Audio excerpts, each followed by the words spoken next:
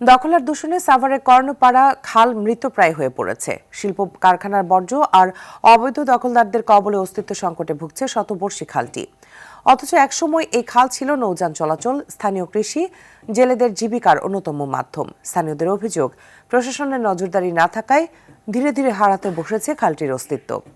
সাভার থেকে জিয়াউর রহমান জিয়ার পাঠানো তথ্যচিত্রে আরও জানাচ্ছেন সুলাইমান কবির। ইটালিয়ানো মেলামাইনের নজর কাড়া ডিজাইন, যার প্রশংসা করবে সবাই। Italiano melamine.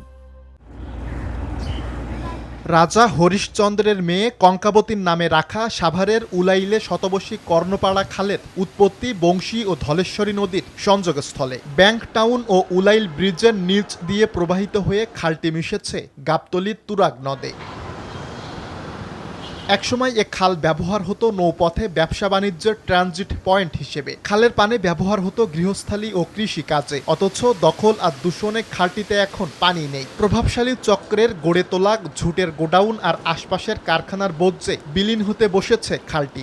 আশেপাশের যে গার্মেন্টসগুলো আছে সেই গার্মেন্টসগুলোর বর্জ্যের পানি দিয়ে এই খালটা পরিপূর্ণ।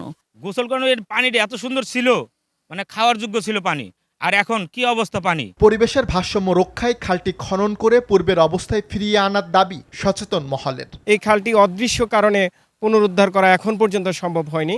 আমি পরিবেশবাদী সংগঠনের পক্ষ থেকে আমি অনুরোধ করব, এই খালটি পুনরুদ্ধারের জন্য প্রশাসনিক কার্যকর উদ্যোগ যদি গ্রহণ করা হয় তাহলে এই খালটি পুনরুদ্ধার করা সম্ভব। এটার দখল এবং দূষণ প্রতিরোধ করে এর ন্যায্যতা ফিরিয়ে এনে আমাদের বাঁচার পথটা সুগম করবে। মৃতপ্রায় খালটি উদ্ধারে প্রয়োজনীয় ব্যবস্থা নেওয়ার আশ্বাস সাভার উপজেলা প্রশাসনের। আমরা দেখেছি বিভিন্ন জায়গায় দখল হয়ে যাচ্ছে এবং বিভিন্ন ময়লা আবর্জনার কারণে খালটি ভরাট হয়ে যাচ্ছে। তো খাল অবৈধভাবে দখল হয়ে গেছে। আমরা সবগুলো খাল উদ্ধারের জন্য এবং পুনঃখননের একটি পরিকল্পনা নিয়েছি। আপনারা অচিরে এটা বাস্তবায়ন দেখতে পাবেন বলে আমি বিশ্বাস করি। নতুন সরকারের দেশব্যাপী খাল খনন কার্যক্রমের মাধ্যমে কর্ণপাড়া খালটিও খননের দৃশ্যমান উদ্যোগ নেবে, এমনটাই প্রত্যাশা স্থানীয়দের।